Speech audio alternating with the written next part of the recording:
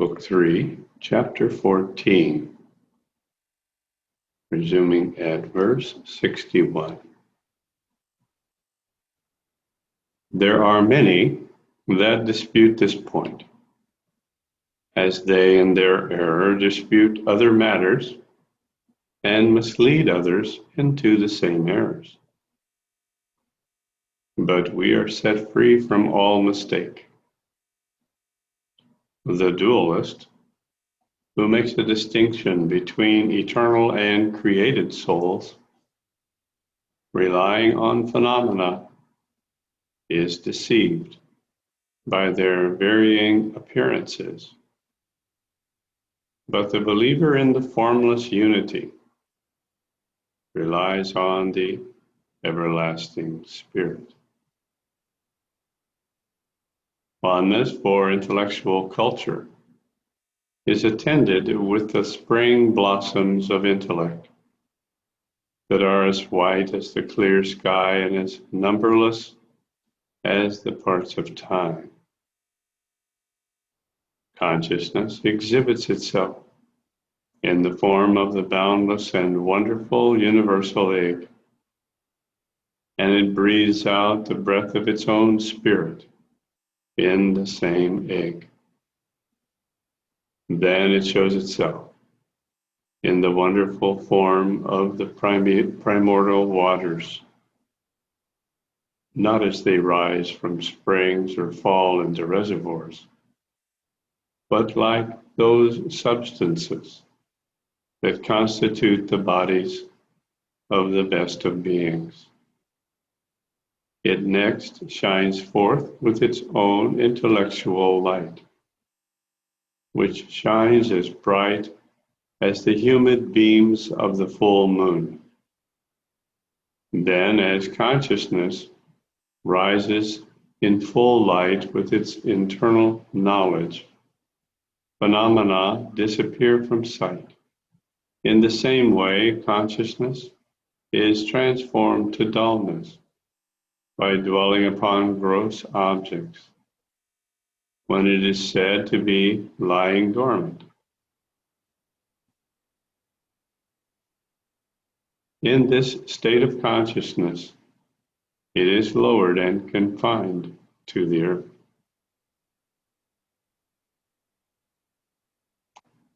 The world is in motion by the force of consciousness, in whose great emptiness it is settled. The world is lighted by the light of that consciousness, and is therefore said to both exist and not exist by itself. Like the emptiness of that intellect, the world is said now to exist and now to be non-existent. Like the light of that intellect, the world now appears and now disappears from view. Like the fleeting wind breathed by that intellect, the world is now in existence and now non-existent. Like the cloudy and unclouded sphere of that intellect, the world is now in being and now not in being. Like the broad daylight of that intellect, the world is now in existence, and like the disappearance of that light, it now becomes nothing. It is formed of the active Rajas quality of the intellect, like black delirium eyeliner made from the particles of oil. It is intellectual fire that gives wrath to the warmth to the world. It is the alabaster of the intellect that causes its whiteness. The rock of intellect gives it hardness, and its water causes its fluidity. The awareness of the world is derived from the sugar of the intellect, and its juiciness from the milk in the divine mind. Its coldness is from the ice, its heat from the fire, contained in the same. The world is oily by the mustard seeds, contained in consciousness, and billowy in the sea of the divine mind. It is sweet by the honey and golden by the gold, contained in the same. The world is a fruit of the tree of consciousness, and its fragrance is derived from the flowers growing in the tree of the mind. It is the existence of consciousness that gives the world its being, and it is the mold of the eternal mind that gives its form.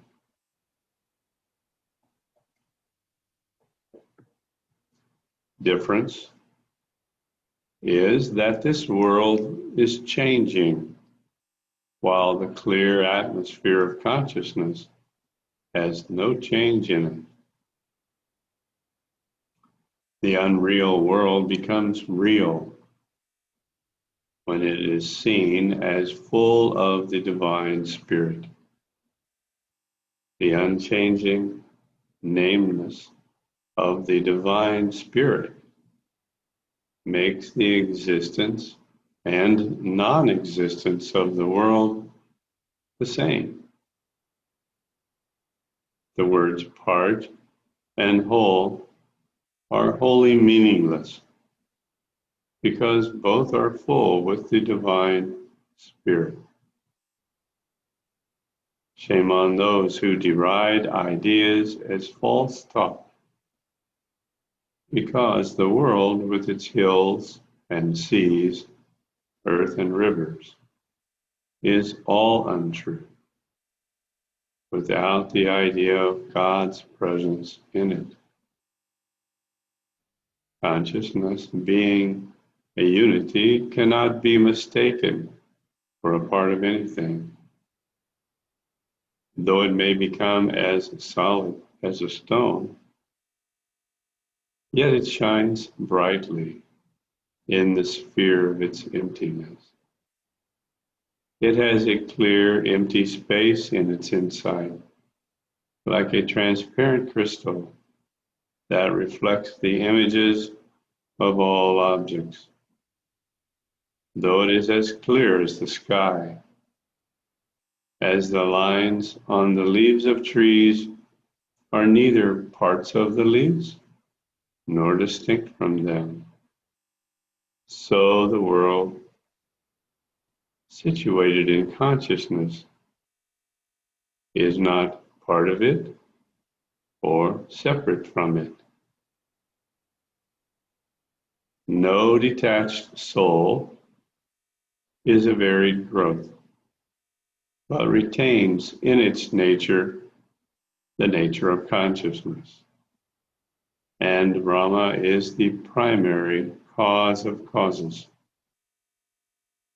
The mind is of its own nature a causal principle by reason of its idea of the intellect, but its existence is hard to prove when it is insensible and unconscious of the intellect.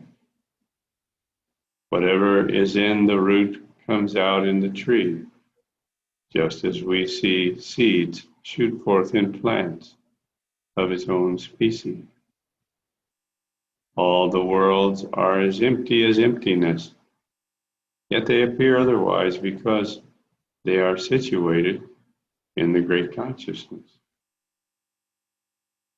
All this is the seat of the Supreme, and you must know it by your exercise of intellect. Valmiki speaking. As the sage spoke these words, the day declined to its evening twilight. The assembly broke with mutual salutations to perform their evening rituals, and after dispersion of the nocturnal gloom, met again at the court ball with the rising sunbeams.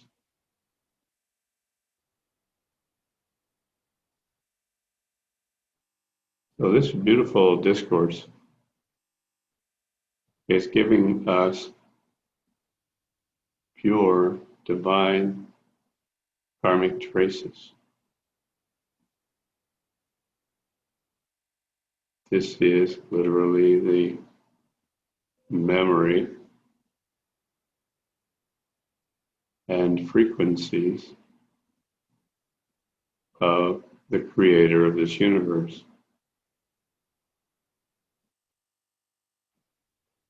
So it has a wonderful effect on our consciousness, rectifying all the knowledge constructs,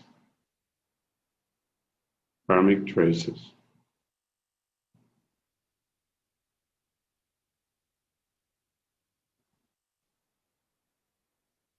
Now we're moving into chapter 15, the story of Lila and Saraswati.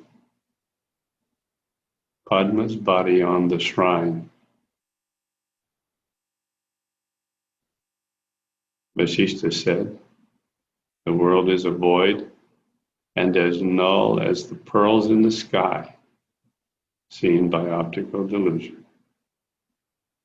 It is as unreal as the soul in the emptiness of consciousness. All its objects appear like unengraved images on the column of the mind that is without any engraving,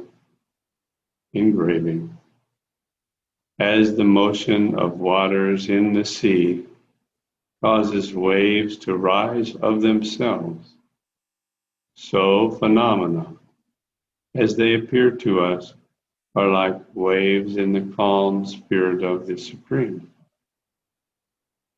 Like sunbeams seen underwater, and like water appearing in the sands of the desert, mirage. So it is fancy that paints the world as true to us. The world's bulk is like that of an atom, appearing like a hill. The fancied world is no more than a facsimile of the mind of its maker. Just as the sunbeams underwater are only reflections of the light above, a false idea. You know, our world, this world of the universe we live in, is but one of trillions of such universes that exist in the causal ocean.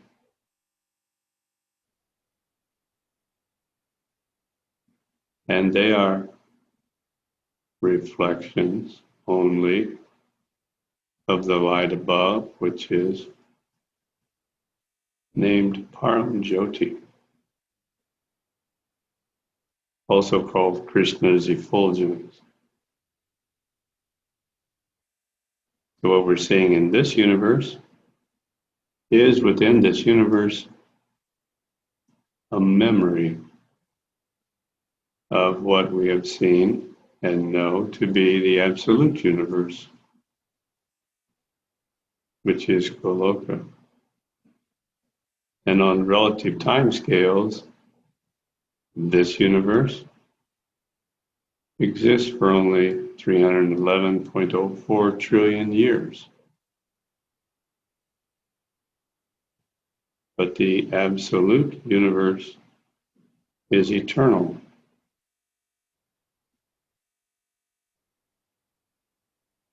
The absolute world of Goloka is the model of this universe.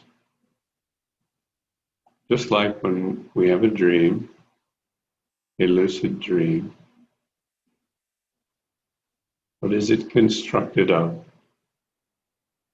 It is made of our memories. Whatever memories we have form together to make the content of our lucid dream. And like that, whatever memories we have of Goloka form together to make the content of this entire universe. And like that, whatever memories Krishna has of the infinite possibilities of pure consciousness, the world of Goloka is emerged.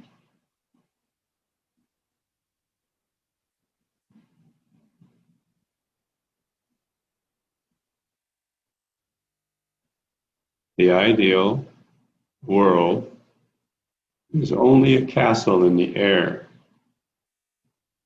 and this earth is as unreal as a dream and as false as the objects of our desire. In the light of philosophy, the earth that appears solid is no better than the water in the mirage of a sandy desert. It has never in existence.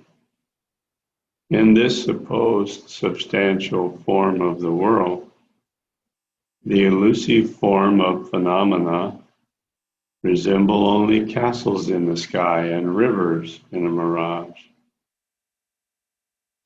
If the visible scenes of the world were to be weighed on scales, they would be found to be as light as air and as hollow as a vacuum.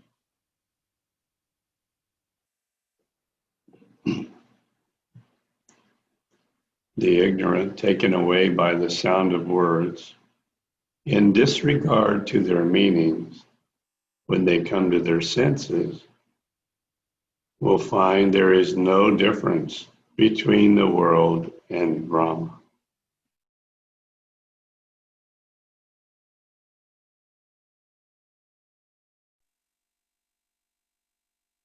The dull world is the issue of consciousness, like sky is of sunbeams. The light of consciousness is like the light of the rarefied rays of the sun. That, like water from huge clouds, causes seeds to shoot into plants. As a city in a dream is finer than one seen in the waking state, so this world can be seen as in subtle, as an imaginary one. Therefore, know the dream world to be the inverse of the conscious soul, and the substantive world to be the reverse of the insubstantial vacuum. The words fullness and vacuum are both as empty as airy breath, because these opposites are only different views of the same consciousness. Therefore, know that this visible world is no production at all. It is as nameless as it is undeveloped, and as non-existent as it is seeming existence. The universe is the sphere of the Spirit of God in infinite space.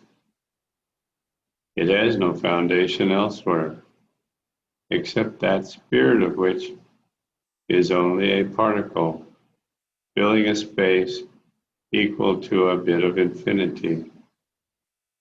It is as transparent as the sky and without any solidity at all. It is as empty air, and like a city pictured in imagination. Attend now to the story of the temple, which is pleasant to hear and which will impress this truth deeply in your mind. Brahman said, "Tell me at once, O Holy One, the long and short of the story of the temple, which will help my understanding of these things." And Vasishtha said, "In the past, on the surface of the earth, there lived a king named Padma. That means lotus. And because he was like the blooming and fragrant lotus of his race, Padma was equally blessed with wisdom, prosperity, and good children. He observed the bounds of his duties, just as the sea preserves the boundaries of countries. He destroyed the mists of his adversaries, like the sun dispels the darkness of night. He was like the moon to his lotus-like queen, and like burning fire to the hay of evils and crimes.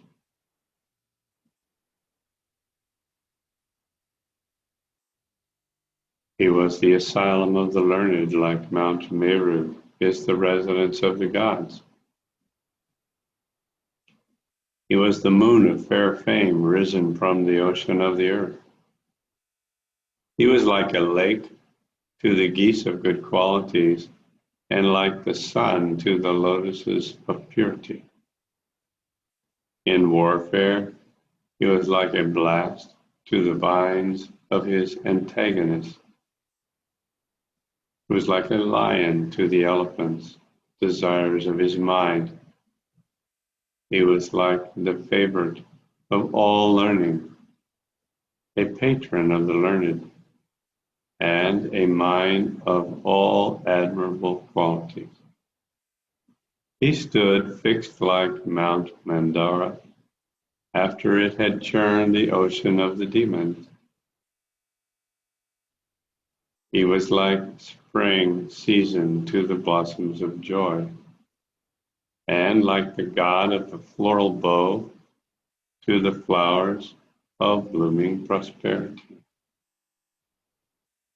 He was the gentle breeze to the shimmering of playful vines, and like the god Vishnu in his valor and energy, he shone like the moon on the florets of good manners, and like wildfire to the brambles of licentiousness. His consort was the happy Queen Lila, playful as her name implied, and filled with every grace, as if Lakshmi, the goddess of prosperity, had appeared in person upon earth. She was gentle with her submission to her Lord, and was sweet in her speech without art. She was always happy, and slow in her movements, and ever smiling as the moon.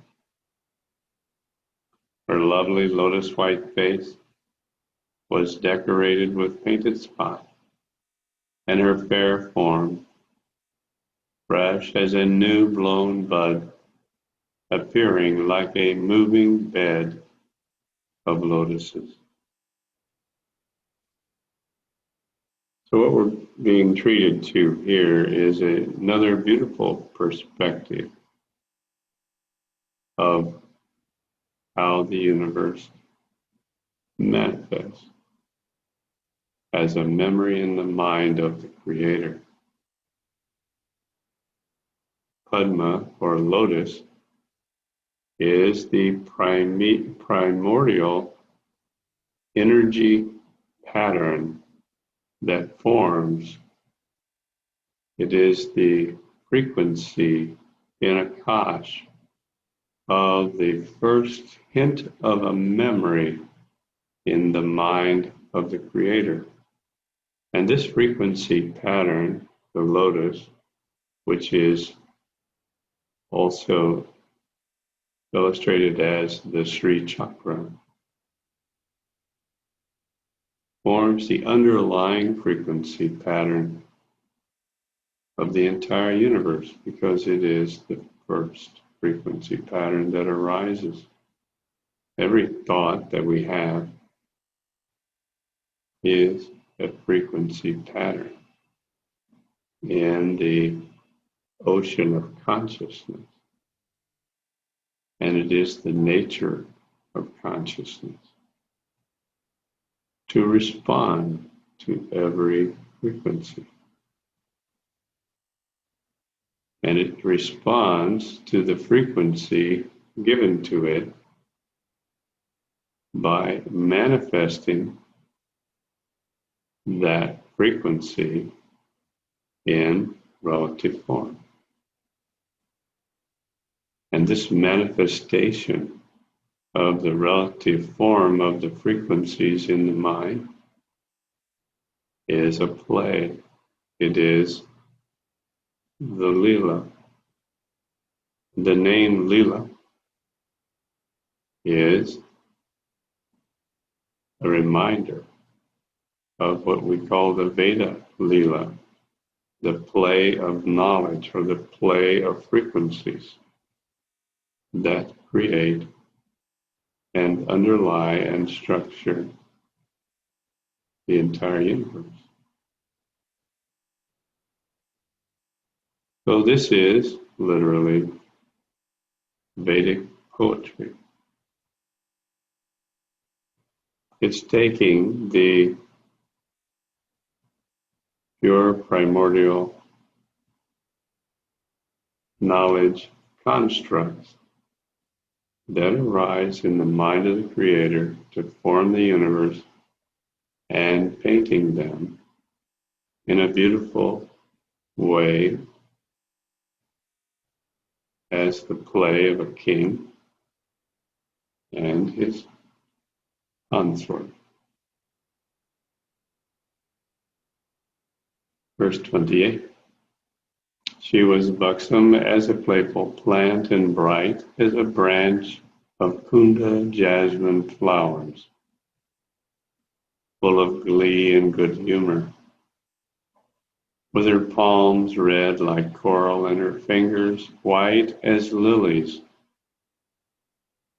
She was in her person a collection of spring beauties. Her pure form was sacred to touch and conferred joy to the heart, like the holy stream of the Ganges exhilarates a flock of swans floating upon it. Lila was like a second Rati, born to serve her Lord. Padma was Kama in person on earth, to give joy to all souls. She was sorry at his sorrow and delighted to see him delightful. She was thoughtful to see him pensive, and thus she was an exact picture of her Lord, except that she was afraid to find him angry.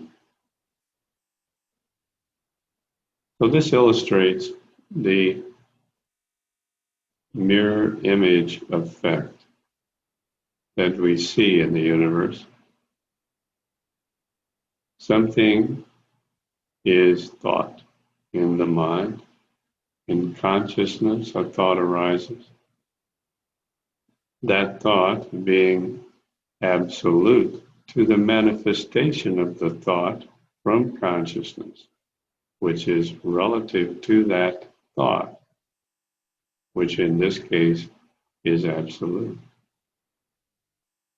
It is a mirror image or a projection of that thought from consciousness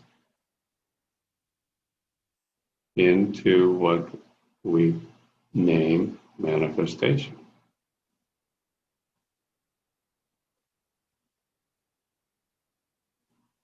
And then it concludes by saying, thus she was an exact picture of her Lord, except that she was afraid to find him angry.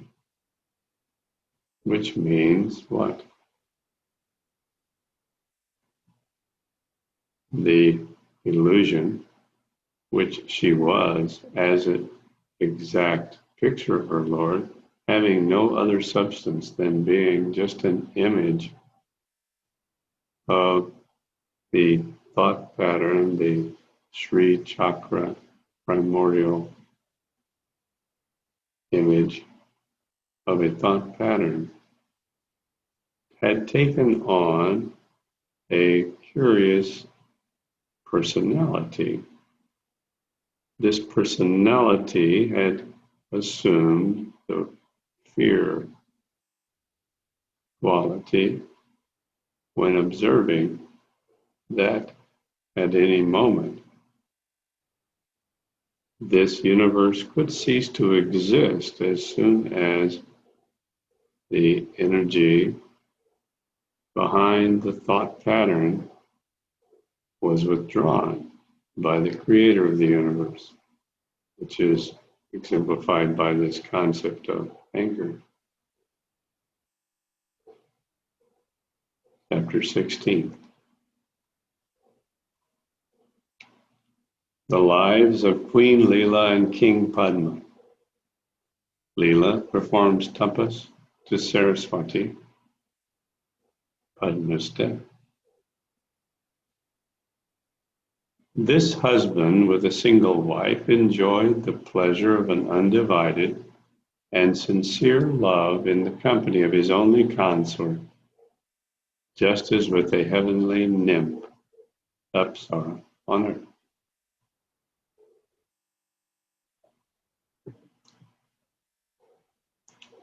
The seats of their youthful play were gardens and groves, tree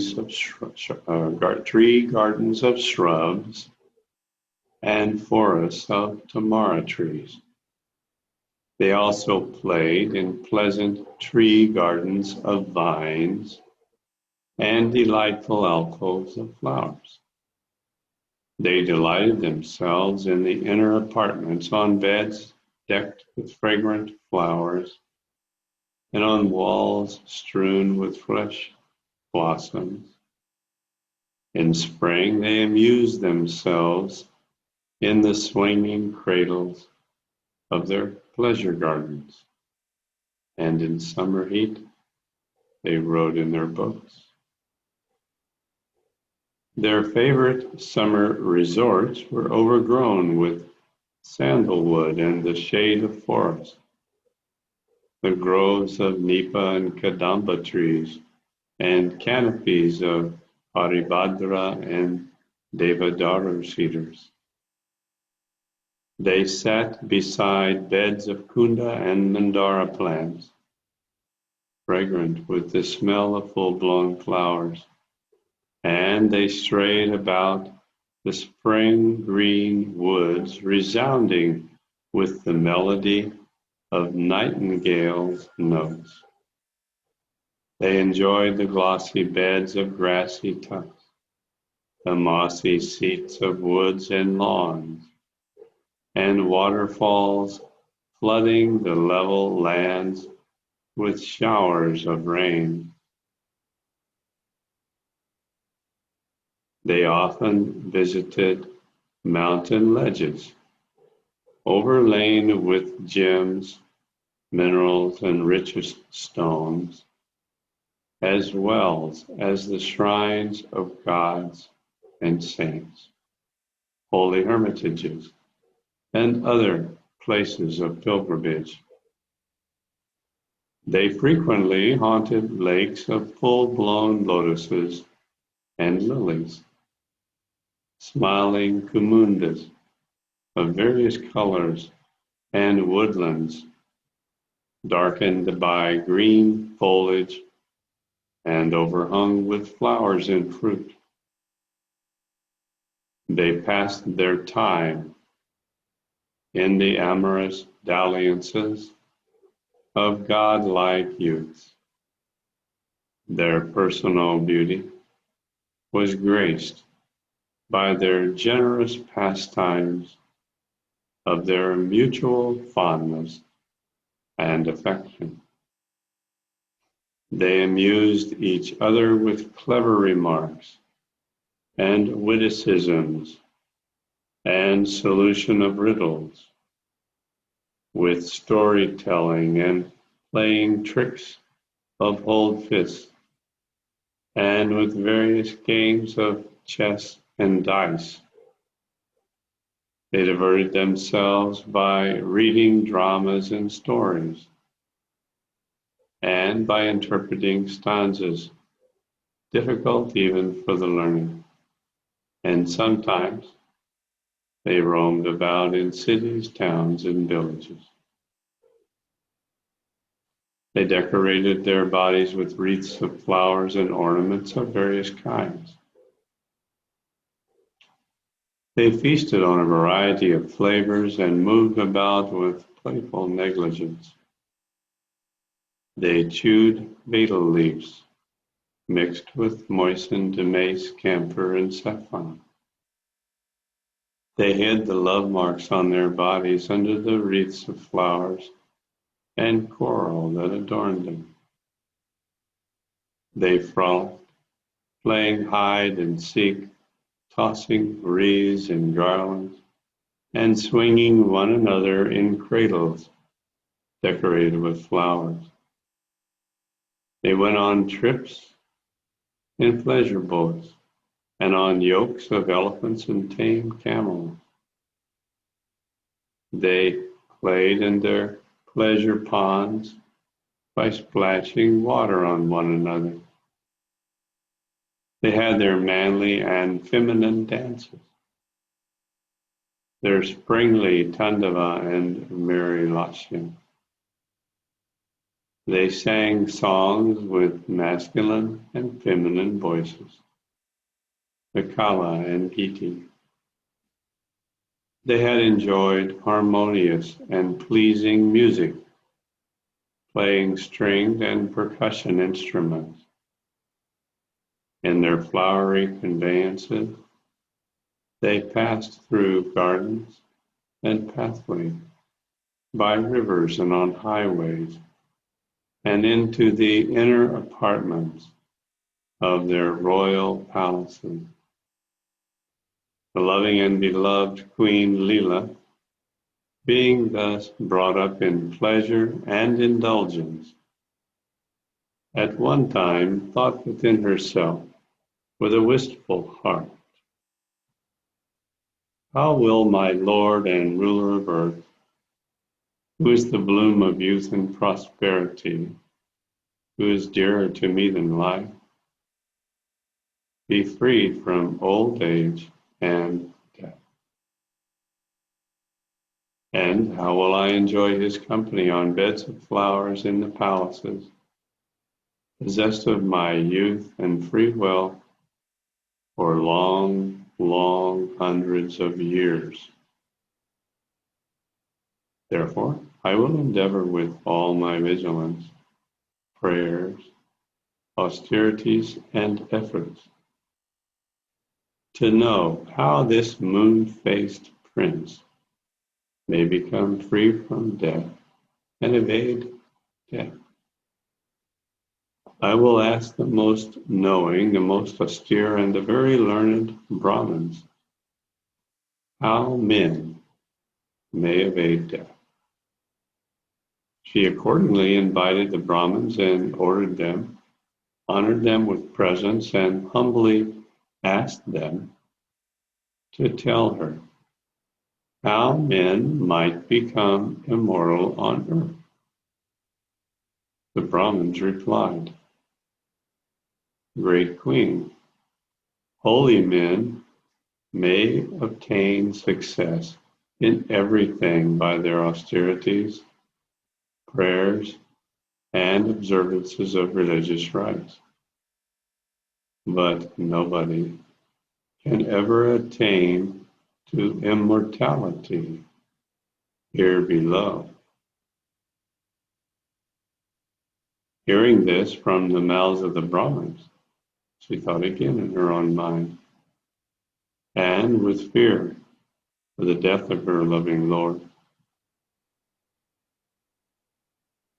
Should it happen that I come to die before my Lord, then I shall be released from all pain of separation from him and be quite at rest in myself. But if my husband should happen to die before me, even after 1,000 years of our lives, I shall so manage it that his soul may not depart from the confines of this house. The spirit of my Lord will rove about the holy vault in his inner apartment, and I shall feel the satisfaction of his presence at all times. For this purpose, I will start this very day to worship Saraswati, the goddess of wisdom, and offer my prayers to her and observe fasts and other rites to my heart's content. Having so determined, she began to observe the strict rituals of the scriptures without her Lord's knowledge. So what is playing out here? This is interesting. This is the maintenance of the universe. When the universe is created, it is created along with the maintenance quality, the aspect of the universe that makes it continue, the thought of the immortality of consciousness being projected on to a relative manifestation of consciousness. So this concept of immortality is a memory of the immortality and eternity of the silent witness. The silent witness is first expression of pure consciousness. So in that first expression of pure consciousness comes the memory of immortality. But also in that first expression of pure consciousness comes the memory of mortality, the destruction of that which is created. So it all comes in a package, doesn't it? And we can just expand this and arrive at the point where we are today in the world. We are operating today in the immortality memory of the silent witness, aren't we? While all around us we see the mortality principle being manifested and the destruction that is also present now in this universe. And so, as part of the immortality principle, we are striving to keep the universe going, to bring forth a whole new age of immortality for the universe.